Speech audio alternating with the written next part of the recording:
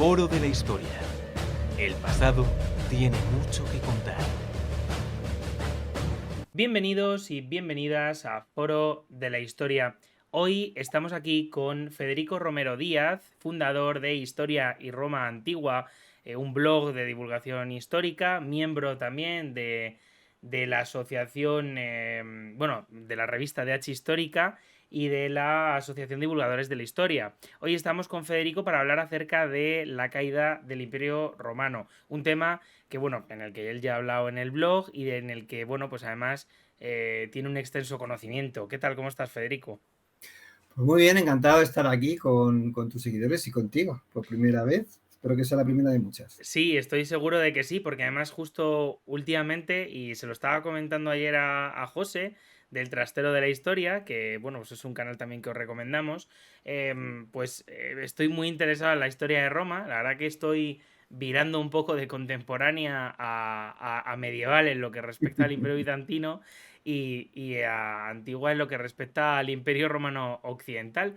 Y pues justo la verdad que nunca habíamos hecho nada acerca de la caída del Imperio Romano. Sí que es cierto que yo en un canal hace muchos años subí una especie de podcast también hablando sobre la caída del Imperio Romano cuando estaba en la carrera, pero sí que es cierto que la verdad que en el foro de la historia nunca habíamos subido pues esto pues me apetecía muchísimo y cuando se me puso la oportunidad de poder hablarlo contigo, Federico, pues no perdí la oportunidad y aquí estamos.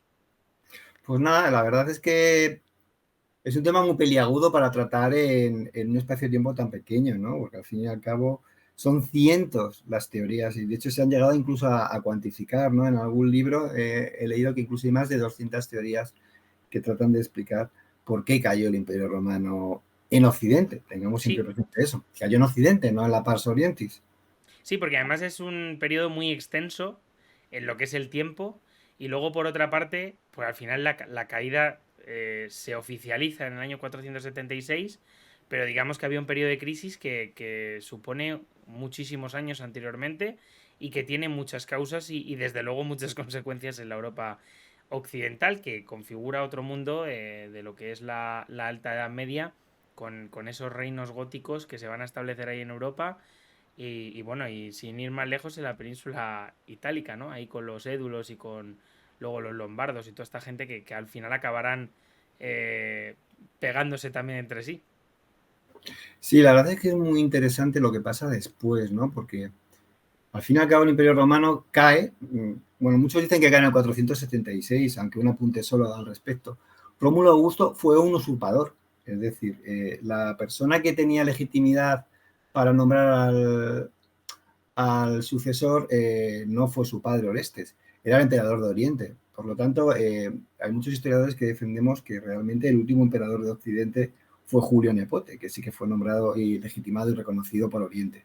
Y vivió hasta el 480, en el que fue oportunamente envenenado y apartado. Entonces, si tuviéramos que poner una fecha, tendríamos que ponerle esa fecha, ¿no? Del 480. Pero realmente da igual, porque es una fecha que es meramente simbólica. Es decir, el Imperio Romano en Occidente cae como Estado, pero se mantiene en el resto de los aspectos, como era, en muchas cosas ha llegado incluso hasta nuestros días, ¿no? Porque, como siempre me gusta decir, en muchos aspectos somos romanos, ¿no? Unos romanos muy evolucionados, 2.0 o 3.0 por lo Sí, menos, pero somos romanos, ¿no? Entonces, lo que pasa después de esa caída del Imperio Romano es muy interesante porque se produce una mezcla, ¿no? A lo largo del siglo V y del siglo IV ya lleva produciéndose esa mezcla entre lo bárbaro y lo romano, que está generando algo nuevo, ¿no? De cosas muy viejas como la romanidad o el barbaricum va a surgir algo muy nuevo que va a determinar lo que somos hoy en día, va a determinar lo que es Europa a raíz de esos conocidos como reinos germánicos que tú has mencionado, ¿no? Y que surgen en toda Europa occidental y en África.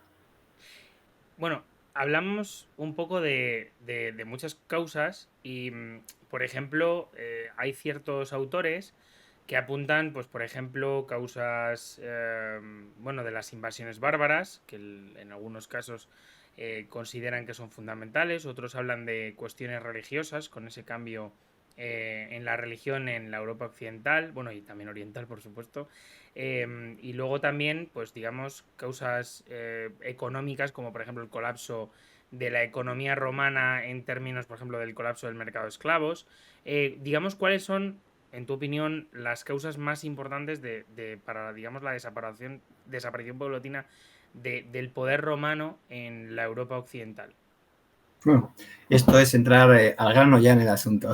Sí, la verdad que soy un tipo bastante directo. Sí, sí, sí.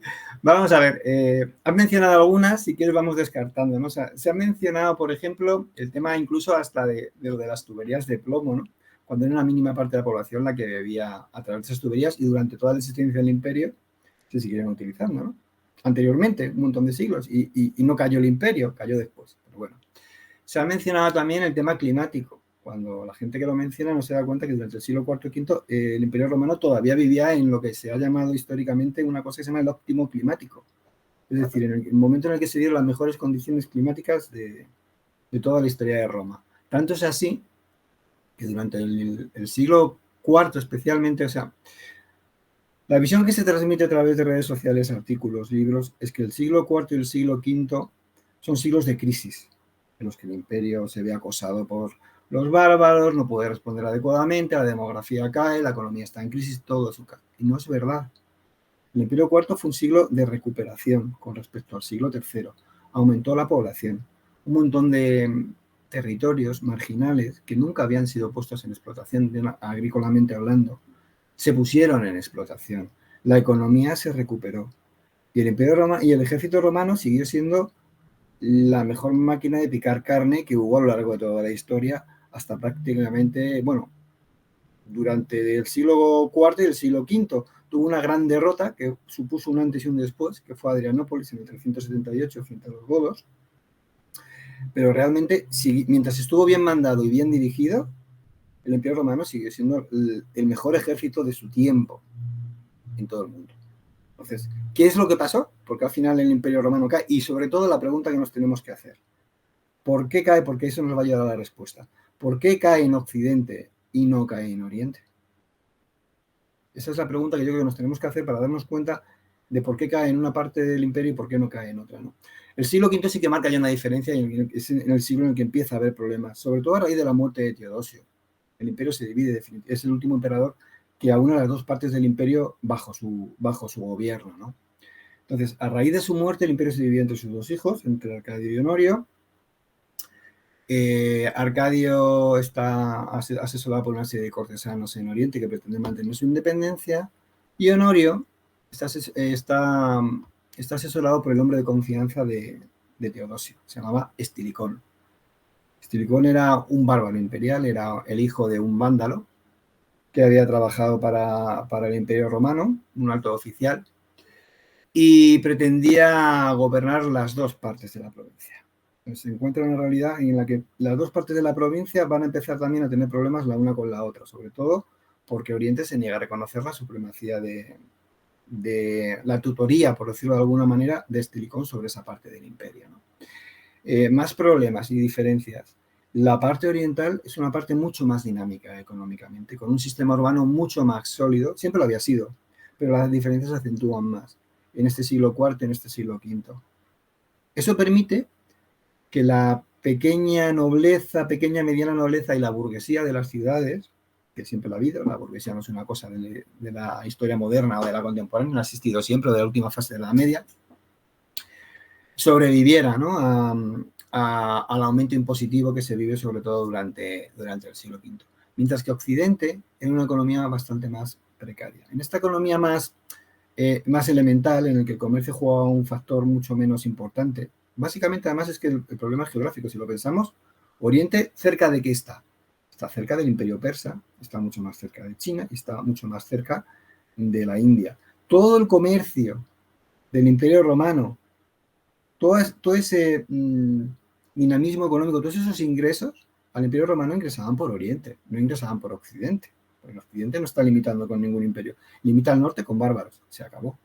Y al sur con la parte africana con los bereberes. Eso no era una fuente de riqueza, en todo caso era una fuente de gastos. Bueno, pues al tener una economía más elemental, tener un sistema urbano con ciudades bastante más pequeñas que las de Oriente, tiene una economía más primaria, que permite que durante finales de la crisis del siglo III y a lo largo de todo el siglo IV se produzca un proceso que va a ser clave en la historia de Roma.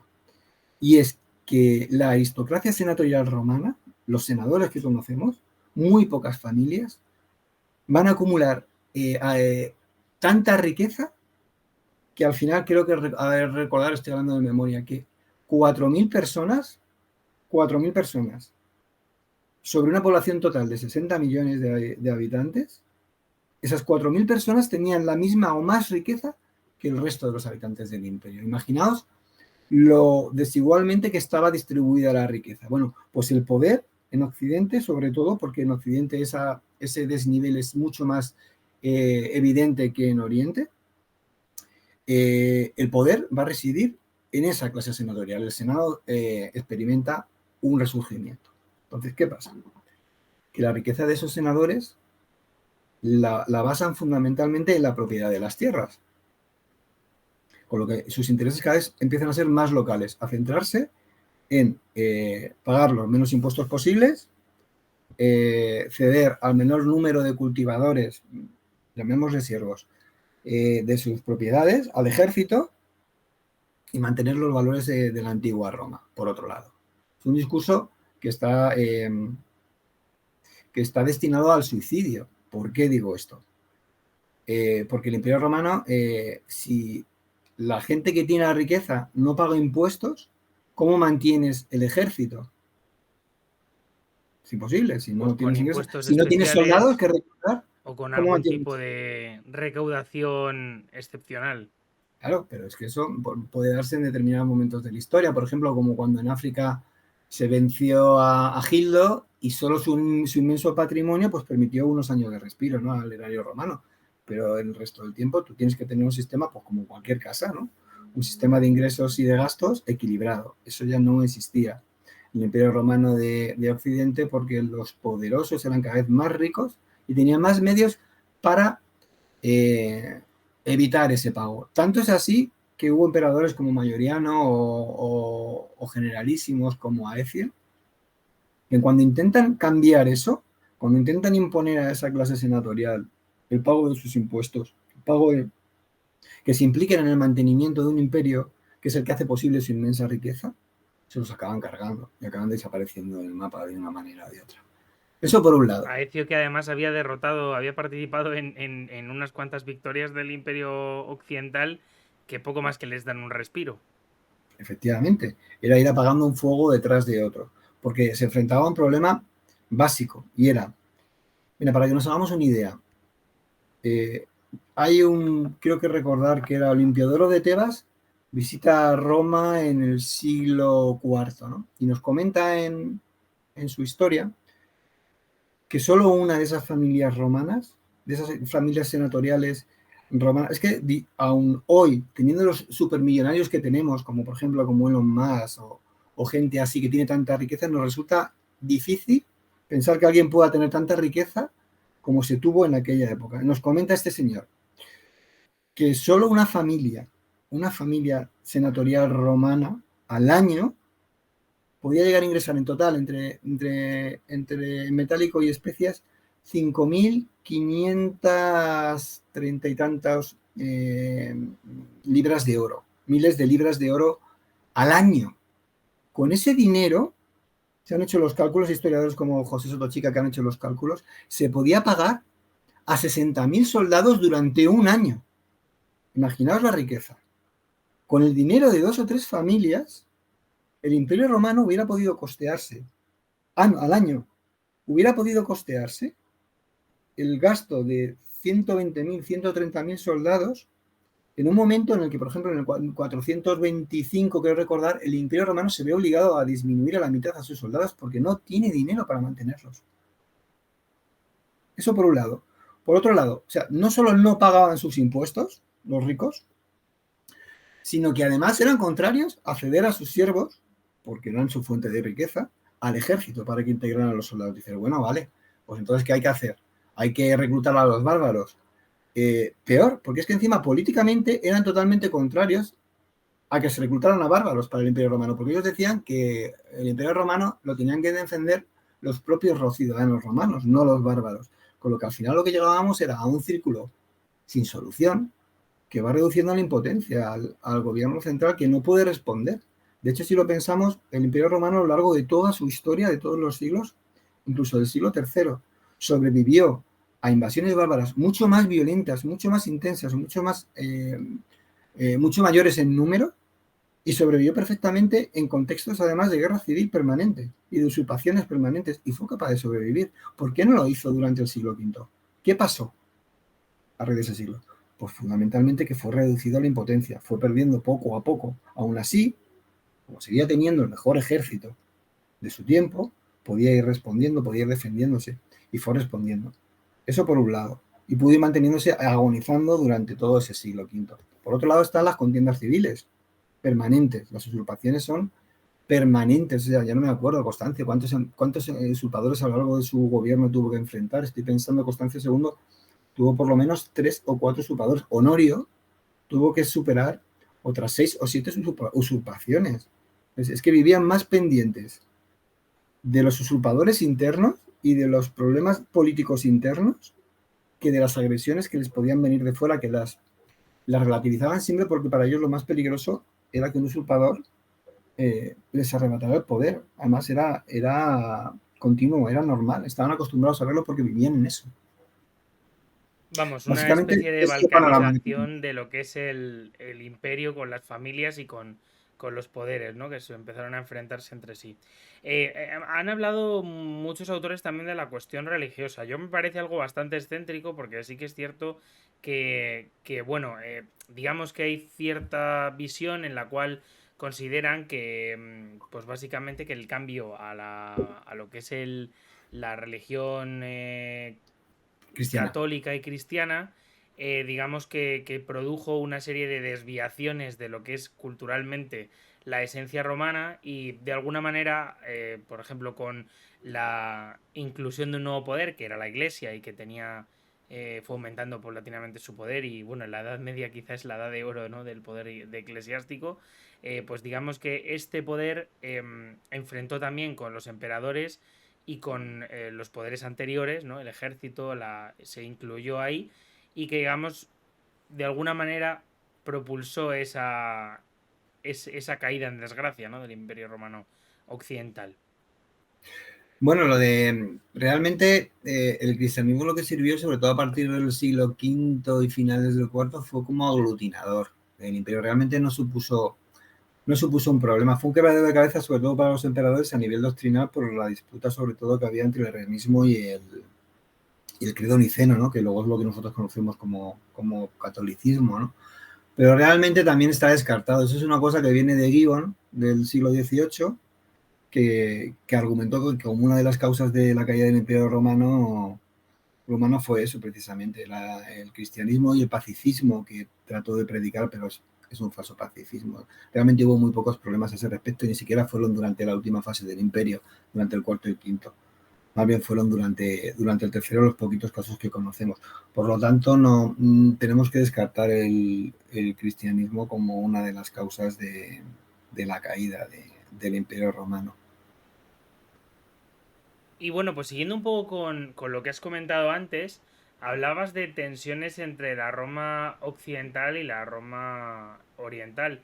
Mi pregunta es, ¿hubo una competición o hubo una especie de intriga política de una sobre otra para acabar en sí los unos contra los otros? Realmente, no. El problema que hubo fundamentalmente y sobre todo las tensiones que hubo entre ambas partes del imperio fueron sobre todo durante el gobierno de Flavio Estilicón. Hemos dicho que era el hombre de confianza de Teodosio y que cuando muere, según él, porque además es muy gracioso, no había nadie delante. Según él, Teodosio, en su lecho de muerte, le asignó la tutoría de sus 2 hijos. ¿Vale? Entonces, claro, es que resulta que Arcadio ya era mayor de edad. En fin, y tenía sus propios validos o sus propias personas de confianza en Oriente, ¿no? Entonces él intentó en todo momento tratar de extender su influencia también a la parte oriental, ¿no? Y ser un poquito la persona que realmente movía los hilos de poder en la parte oriental. Allí fue rechazado y eso generó problemas. Y generó problemas tanto de que varias veces Occidente se plantea enviar expediciones armadas a Oriente para tratar de hacerse con el poder, ¿no? Y varias veces se le ordena, en un par de ocasiones, Arcadio le tiene que decir a Estilicón que coja sus ejércitos y se vuelva para Italia porque allí no pinta nada en Grecia, a pesar de que tienen a los godos saqueándola, ¿no? En Grecia saqueando los Balcanes. Y luego otra causa también de enfrentamiento entre ambas partes del imperio fue el Ilírico. El Ilírico era la zona que conocemos hoy como Yugoslavia, que va hacia el norte, hacia el Danubio, ¿no? Y esa era una parte muy rica, sobre todo muy importante para el imperio, no solo por los impuestos que proporcionaba, sino porque era una zona de reclutamiento. Como hemos dicho hace un rato, Roma tuvo problemas para reclutar soldados durante el cuarto y el quinto, durante el siglo IV y el quinto. Entonces era muy importante tener el dominio de esa zona porque era una fuente de soldados, de muy buenos soldados, permanentemente. Y se la disputan. ¿Por qué? Porque Teodosio, durante esta invasión tan grande que hubo de godos, que lleva a la derrota de Adrianópolis, consideró que era mejor dejarle temporalmente, bueno, Teodosio no fue Graciano, que era mejor dejarle a Teodosio el gobierno del Ilírico, cuando Teodosio solo gobernaba Oriente, porque así podía defenderse mejor era más práctico a efectos militares, ¿no? Para defenderse mejor de los godos. ¿Qué pasa? Que eso, Teodosio muere y esa situación no se revierte en el momento adecuado, cuando los godos dejan de ser una amenaza. Y es una fuente de disputa territorial, es decir, Occidente dice que esa zona es suya y Oriente dice que no. Aunque bueno, siempre que las cosas se ponen muy mal, al final Oriente siempre acaba cediendo y en varios acuerdos, por pedacitos, por decirlo así, se lo acaba devolviendo a Occidente. Entonces, decir que, como he llegado a leer en muchos sitios, que hubo una competencia, que realmente Oriente lo que hizo fue desviar la amenaza bárbara a Occidente, es injusto, porque realmente Oriente a lo largo de su historia en varias ocasiones, sobre todo en momentos relacionados con la conquista vándala de África, porque la conquista vándala de África supuso el certificado de defunción para el Imperio Romano de Occidente, hace esfuerzos inmensos por ayudar a la parte occidental a recuperar África y a defenderse de todas las agresiones y de todos los problemas que tenía hasta el último momento prácticamente. Julio Nepote, por cierto, del que hemos hablado, es el mejor ejemplo. Le manda desde Oriente con un ejército a Italia para que trate de poner orden a la situación con el título de emperador debajo del brazo. Es un magnífico ejemplo. Antemio es otro ejemplo también. La verdad es que este tipo de charlas vienen bien, sobre todo para desmitificar todo este tipo de cuestiones que, aun siendo, digamos, superadas historiográficamente, en la cuestión, digamos, más de estar por casa, o sea, es decir, de lo que es la gente en la calle, sí que siguen presentes. Y está claro que todos estos mitos está bien que los hablemos aquí, más que nada para, bueno, pues para servir, digamos, de un foco de divulgación bueno, pues de lo que son teorías más modernas y está bastante claro. Mi pregunta, bueno, un poco sobre ya la cuestión más oriental, pues la mitad de los bárbaros entraron por allí. ¿Qué invasiones propiamente sufrió el Imperio Romano Occidental? Quizá los francos, algún otro pueblo, digamos, de esa zona más, digamos, lo que sería el Benelux, Alemania, norte de Alemania. Desde el siglo III en Occidente hay un problema y es el enorme dinamismo que tienen una serie de tribus que tienen al norte del Rin. ¿Vale? Fundamentalmente son los francos, aparecen en el siglo III, la segunda mitad del siglo III, y los alamanes. Luego se incorporan los burgundios, que son lo que luego se conocerá históricamente en la Edad Media y en la Edad Moderna como los borgoñones. Cogen toda esa zona. Pues fundamentalmente se enfrentan a esos tres pueblos, de los que son especialmente problemáticos en un primer momento los alamanes y después pasan a tomar un poco el protagonismo los francos. Y es que digo que son especialmente problemáticos porque es que presentan un dinamismo en el que, a pesar de que el Imperio Romano los derrota una y otra vez, a los 5, 6, 7 años después de una gran masacre, vuelven a estar ahí, vuelven a invadir el imperio y vuelven a representar un problema. A pesar de que luego el Imperio Romano era muy expeditivo, porque cuando hablamos de bárbaros pensamos que bueno, los bárbaros invaden el imperio, arrasan, esclavizan a la gente, saquean, se lo llevan todo. Ojo, la respuesta romana tradicional, ya desde época de Julio César, que se sigue en práctica es: tú invades mi territorio, te llevas, saqueas, te vas, vale. Me has declarado la guerra. Yo, romano, construyo un puente, va con barcos, físico, lo que sea, paso a tu territorio y lo destruyo a la romana. ¿Cómo hacían los romanos las cosas que todavía no se han llegado hasta hoy? A conciencia, las hacían bien. Saqueaban, talaban, destruían, esclavizaban, hasta tal punto que obligaban al gobernante, al rey de esa tribu en cuestión, a pedir la paz en el 95% de los casos. Lo hicieron con alamanes y lo hicieron con francos. El problema era que en cuanto surgía una usurpación, en cuanto surgía un problema en otra frontera, surgía el oportunismo. Decían, ahora que el imperio han tenido que traer tropas de líneas del Rin para llevarlos, por ejemplo, a combatir en una usurpación a Italia, pues ahora es el momento de que podamos invadir, podamos hacer botín, podamos ocupar estas ciudades y avanzar nuestras tierras unos pasos más allá. Así que fundamentalmente, sí, resumiendo un poco, los alamanes, los francos y los burgundios. Hay varios momentos que son cruciales, ¿no?, para lo que es la Roma occidental. Yo diría que uno de ellos es la batalla de los Campos Cataláunicos, el saqueo de Roma por parte de los visigodos y digamos, estos momentos que suponen para Roma, tanto moralmente como, bueno, porque hemos puesto un ejemplo en el que los romanos vencen y en el que los romanos son, bueno, en este caso no, derrotados porque son saqueados. ¿Qué suponen estos hechos para, digamos, lo que es el detrimento de ese poder romano en la zona occidental? Pues mira, vamos por separado, por lo que me has dicho. En cuanto a los saqueos de Roma, en el siglo V, mucha gente no lo sabe. Cuando hablas de saqueo de Roma, la gente se queda en el saqueo del 410. Hubo 3 saqueos de Roma en el siglo V, 3. El primero fue en el 410 y fue por los visigodos. Creo que recordar que al final lo que se acabó es abriendo las puertas a Alarico. Sí, y se les dio una gran cantidad de oro que pidieron y sacaron la ciudad durante 7 días. Y pactando un saqueo organizado, por decirlo así, pero el pueblo visigodo era un pueblo sin tierra. Es decir, era un pueblo que se movía en carromatos por las calzadas del imperio, sobre todo cuando no tenían sitio en el que estar, ¿no? Porque todavía no tenían un territorio, por decirlo así, tribal o como pueblo, hasta que no se les asienta en la Galia, ¿no? Entonces, la riqueza que saquearon la tenían que llevar en carretas, ¿vale? Pues fue un saqueo, hubo destrucciones que están documentadas arqueológicamente bastante leves dentro de lo que cabe y no hubo apenas asesinatos, abusos de la población civil, de tal manera que solo unos poquitos años después había más ciudadanos en Roma que antes del saqueo. Solo unos poquitos años después. Es decir, fue un saqueo, una herida que cicatrizó rápido. Sin embargo, por ejemplo, el saqueo vándalo del 455 del rey Genserico a Roma es un pueblo que tenía nación, se había hecho dueña de África. Era además un pueblo bárbaro que había aprendido a navegar en el mar. Era una potencia marítima. Invadió Roma y la saqueó a conciencia. Y todo lo que saqueó lo pudo llevar cómodamente, incluso en varios viajes, en sus barcos. Roma sí que fue saqueada a conciencia en el Vándalos. Fue un saqueo mucho más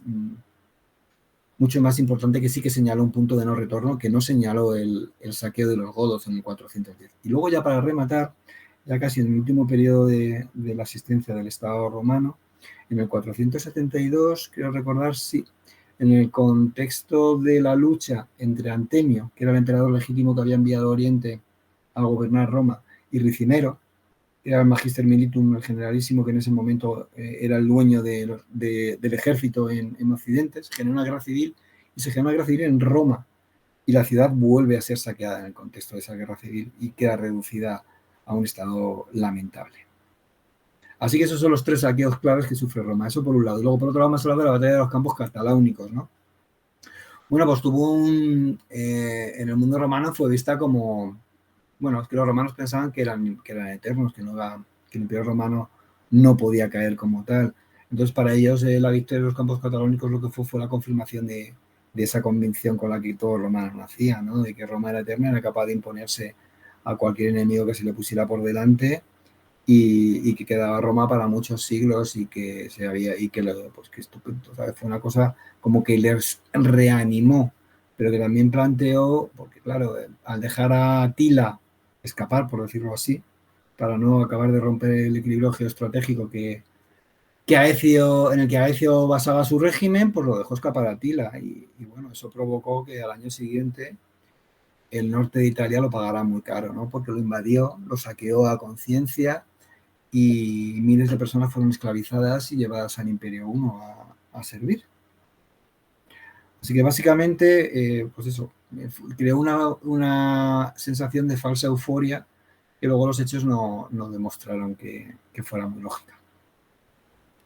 Y bueno, pues un poco siguiendo con estos puntos de inflexión, me gustaría preguntarte acerca de los últimos 10, 15 años del imperio, sobre todo teniendo en cuenta pues lo que has comentado de las diversas fechas, ¿no? Del 476, 480, en la cual tenemos una fecha oficial en la que Rómulo Augustulo es bueno, pues cesado, por así decirlo, por parte de los bárbaros, y luego posteriormente, bueno, pues ese emperador que sobrevive unos años, aunque luego sí que es cierto que hay diversas regiones del imperio que se mantienen bajo el poder de, como, no sé si decirlo, hombres fuertes locales o regionales. Señores de la guerra, puedes decirlo. Sí, es que realmente Señores de la guerra. es un término que es complicado, pero bueno, por, digamos, cómo se suceden estos hechos como para que desaparezca sin más y en la mente de los romanos, ¿qué supone? Bueno, verás, en esos últimos 10 años lo que tenemos que ver es que cuál era la situación de lo que quedaba del Imperio Romano de Occidente. En esos últimos años, el Imperio Romano de Occidente se había visto reducido a Italia, parte de Sicilia, puede ser, Dalmacia, que es parte de lo que es la antigua Yugoslavia, ¿no? Lo que es Croacia y todo eso, y una pequeña parte del sur de Francia. Es que realmente era lo que quedaba, ni siquiera ya quedaba nada en España porque en la práctica lo estaban gobernando los godos. Eso era lo que quedaba. ¿Por qué había quedado eso? Solo simplemente por la miopía del egoísmo de la aristocracia italiana, que solo se preocupaba por el bienestar de sus posesiones territoriales y de sus grandes fincas en Italia. Al final ya le daba igual lo que pasara en África, lo que pasara en Hispania, lo que más les daba si su riqueza estaba allí. ¿Sabes? Se concentraron simplemente en eso. Y fue algo bastante miope. ¿Por qué? Porque enfrente tenían una potencia marítima que ejercía la piratería como arma política, que fueron los vándalos. Entonces no tuvieron en cuenta que los vándalos reconvirtieron la inmensa flota comercial y anonaria, que era la que desplazaba los impuestos desde el norte de África a Italia, la reconvirtieron en una flota pirata. ¿Y qué hicieron? Pues empezar a saquear Italia. Empezaron a saquear todas las costas italianas y a saquear sus propiedades. No lo tuvieron en cuenta, ¿no? Entonces, esa es la situación. Es un emperador que es simbólico, que está separado de su ejército y del mando de su ejército, por un lado, y una persona que es la que está detrás, que es la dueña de todos los resortes del poder, que es el generalísimo. En latín, el puesto, la denominación que tenía, la creó Teodosio, por cierto. Es magister, el magister Militum. peritum impraesentis. Esa persona era como el mando supremo del ejército, que gobernaba el poder militar. Teniendo ese poder y poniéndote de acuerdo con el poder económico, tenías todo el poder, que fue lo que hizo Ricimero con la aristocracia italiana, ponerse de acuerdo. Y aún a pesar de que Oriente envió en 2 ocasiones, primero a Antemio en el 70 y luego a Nepote, ya en los últimos momentos también, a pesar de que los envió incluso con sus propios ejércitos, pues acabaron siendo intentos de restauración destinados al fracaso. Y esa es la situación. Hay 3 grandes intentos de restauración, que es Mayoriano, en la década de los 60, Antemio, un poquito después, y ya al final del todo Julio Nepote. Los 3 al final son aceptados y apoyados por Oriente y los 3 fracasan, porque se dan de bruces con la realidad. La realidad se llama Ricimero, que era el que realmente movía los hilos y ponía y deponía emperadores. Y curiosamente, fíjate, Ricimero, como un dictador que fue, murió en su cama, como el que tuvimos aquí hace mucho tiempo. Murió en su cama sin que nadie le molestara, de muerte natural, a pesar de ser responsable de la muerte de mucha gente.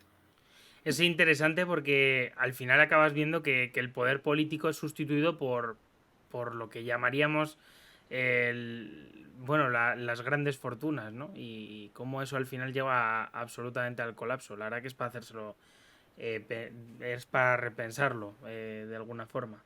Mm. Eh, Tras la caída de lo que es el imperio en el 76, hemos hablado de que formalmente sí que hay un emperador. ¿Quién es? ¿Qué relevancia tuvo? Y sobre todo, si hubo... ¿Y qué relevancia tuvieron estos señores de la guerra? Porque sé que hubo uno en el norte de la Galia, sé también que hubo uno en África y bueno, y en Hispania me imagino que no, porque estaba ya en los visigodos realmente bien asentados. Sí, bueno, cuando desaparece ya lo que queda de poder político en Roma y en Rávena, realmente el poder político ya se había fragmentado en... Realmente llega un momento, fíjate, para que lo comprendamos mejor, llega un momento en la historia romana en el que la política es la relación que los diferentes señores de la guerra tienen entre sí. La disputa entre ellos por ejercer ese poder máximo que te da ese puesto que he mencionado, el de generalísimo, ¿no? El de magister peditum in praesentis. Entonces, unos van disputando contra otros. A esas alturas de la historia, ya en los últimos tercio ya del siglo V, tenemos a Egidio, que es el que crea ese reino romano al que tú haces referencia, que en torno a la región del Loira, que se tiene que enfrentar al norte con los francos y al sur con un poder emergente que son los godos. Eso por un lado.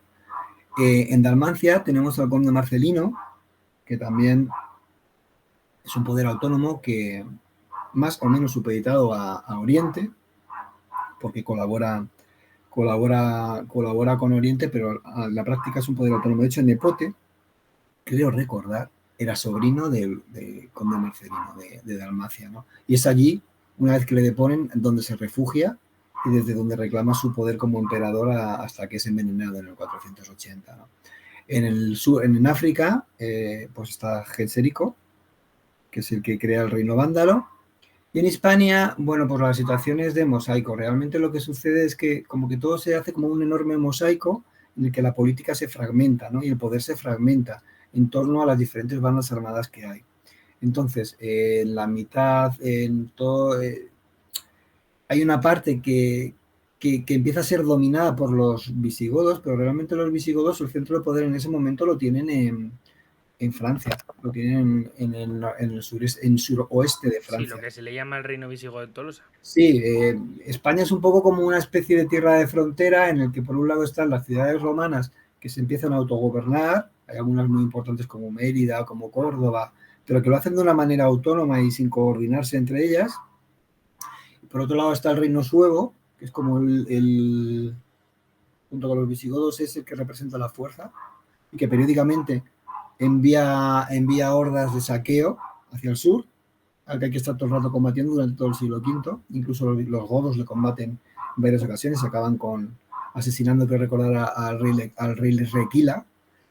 Y por otro lado está el norte, que trata de mantenerse más o menos autónomo a todo esto. Y luego, por otro lado, también, dada la conflictividad social y la desorganización estatal total que hay, está la Bagauda, que no hemos hablado de ella tampoco. La Bagauda, que es un fenómeno súper interesante, que surge de manera recurrente en la historia del Imperio Romano en Occidente, y que, bueno, hay muchas discusiones sobre lo que representaba y sobre lo que no representaba, ¿no? Hay gente que dice que eran los pobres, los desarrapados, que se organizaban y constituían hordas que iban por los campos saqueando todo lo que surgía a su paso y que llegaban incluso a saltar ciudades y a matar obispos. Y hay otros que, por el contrario, lo que dicen es que eran amplias zonas de territorio que, hartos de pagar impuestos a un Estado central que no hacía nada a la hora de defenderles ante los bárbaros, lo que decidieron fue autogestionar su propio gobierno. Por ejemplo, eso es muy evidente en la armónica, en la Bagauda armónica en la francesa, ¿no? Y además tuvieron mucho éxito durante bastante tiempo. Los britanos también se tuvieron que organizar ahí. Dicen que un poquito la inspiración fue Britania, que al ser abandonada Britania a sus propios medios y tener que organizarse, se dieron cuenta de que si el número adecuado de personas y de ciudades se organizaban bien, sí que podían tener éxito en ese contexto tan fragmentario, ¿no? Claro. Incluso la Bagauda. Pues la verdad que es un tema bastante interesante porque bueno, pues es algo que al final que se da en los territorios, en casi todos, o sea, me refiero en las diversas regiones del imperio, desde Hispania, que había sido la primera en ser incorporada a la República, hasta el propio, bueno, la zona de Britania, que es un territorio que su conquista es prácticamente mítica, ¿no? Sí.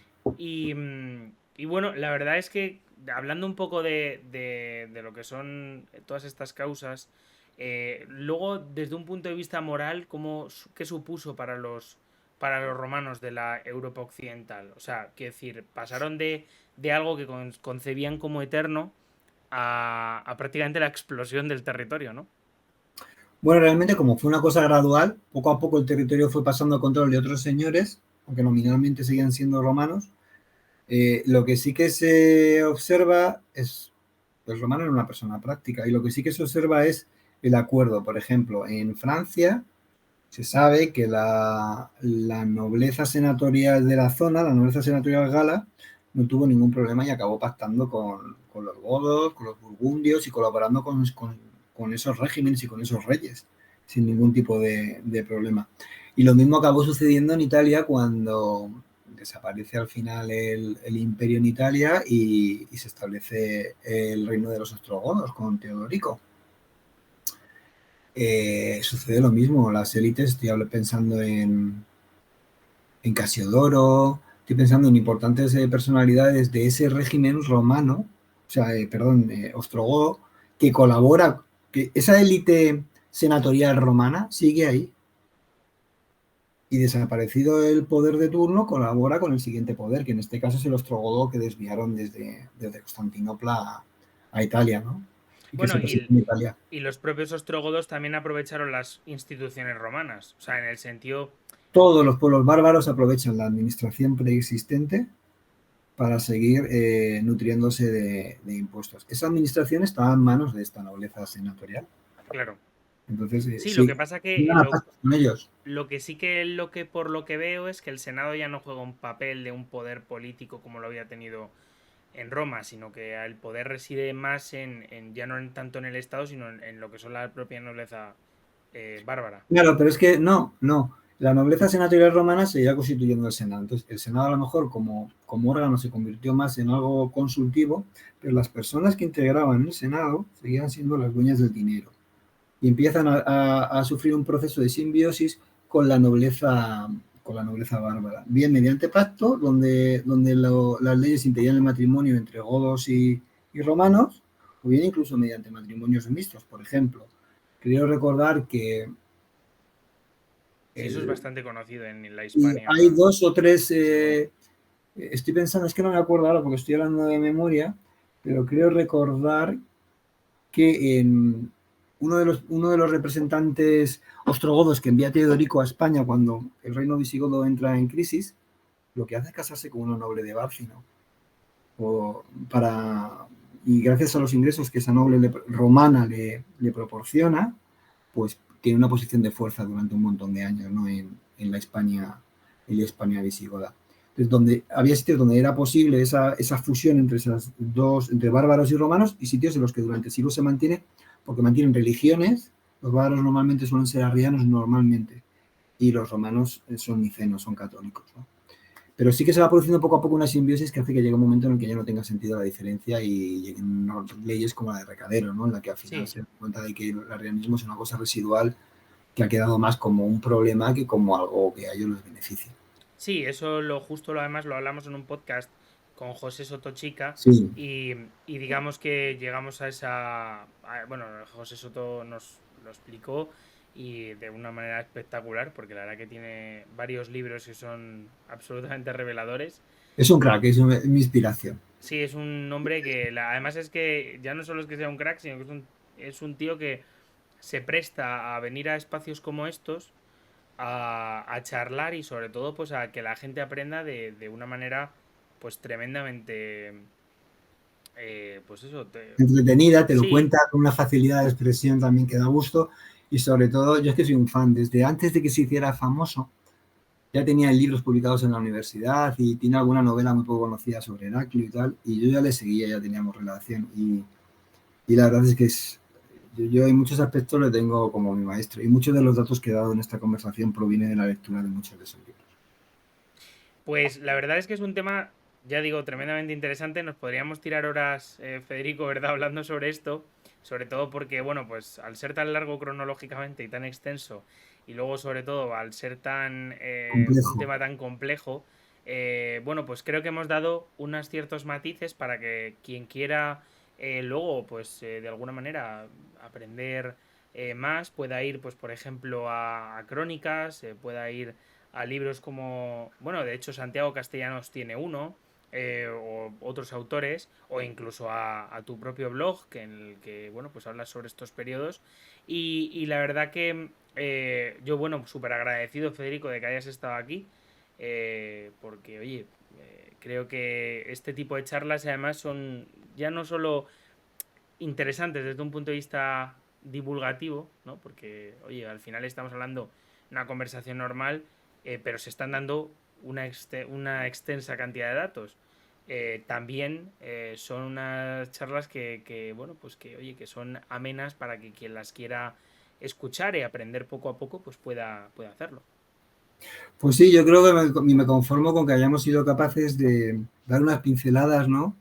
Para que la gente cuando se enfrente a esta pregunta, ¿no? De que por qué cae el Imperio Romano en Occidente, pues tenga ciertas claves y ciertos recursos para enfrentarse a tanto bulo como circula por ahí, ¿no? Y de todas maneras, pues como tú dices, hay muy buenos vídeos en las redes, incluso algunos escritos también por Pepe, por José Sotochica, los libros de Despertaferro de Imperios y Bárbaros, El Águila y los Cuervos, por ejemplo, que te explican el proceso muy bien y que te ilustran y te dan una visión mucho más completa de cómo fueron las cosas, ¿no? Pues sí, la verdad, y ya para terminar, pues me gustaría comentar que vamos a dejar el link del blog de Federico, de Historia y Roma Antigua, para que lo podáis ojear y que podáis aprender pues sobre la historia de Roma, que es tan extensa como apasionante, prácticamente infinita, ¿verdad? Y nada, pues que me alegro mucho haber hecho esta colaboración, que es estupenda. También agradecer a José del Trastero de la Historia, que es quien nos puso en contacto, y dejarlo aquí también en valor. Y bueno, deciros que lo tendréis, vamos, que podéis vernos en todas las redes sociales, en Spotify, en Evox, y que os dejamos todos los links en la descripción para que podáis, bueno, pues pinchar y poco a poco pues ir aprendiendo, que es para lo que estamos. Así que nada, Federico, muchísimas gracias y nos vemos la semana que viene aquí en el Foro de la Historia. Chao. Chao. Si te ha gustado este podcast, puedes darle 5 estrellas en Spotify. Por otra parte, si lo ves desde iVoox o desde YouTube, puedes darle un buen like. Asimismo, nos puedes seguir en redes sociales para ver los artículos que vamos publicando en forodelahistoria.com. Recuerda que tu apoyo es fundamental para este podcast y para, bueno, pues las personas que lo componemos. Muchísimas gracias y nos vemos la semana que viene. Chao.